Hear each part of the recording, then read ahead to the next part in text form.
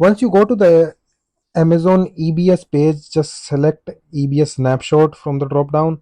Yeah, you will be landed on this page. So what is Amazon EBS Snapshot? It's a secure data protection for your volume, which takes snapshot timely basis. You can take snapshot at any point in time, which is a copy of your volume.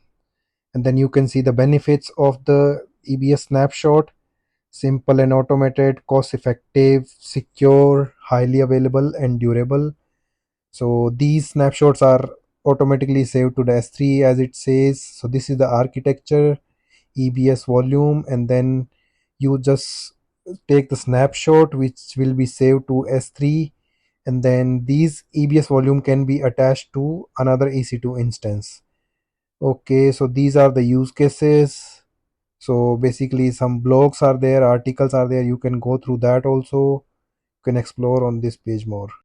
Search on the console EC2, you will be landed to the EC2 page. Scroll down and then click on the snapshot. Under Elastic Block Store, click create snapshot.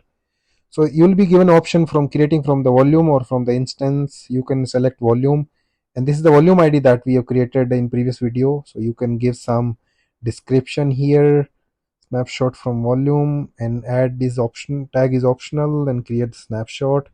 So you'll see the snapshot created here, which is the volume size exactly same as what we given while creating the volume. You can see the details about this snapshot. This snapshot can be attached to another EC2 instance. So yeah, these are the details about this snapshot. You can modify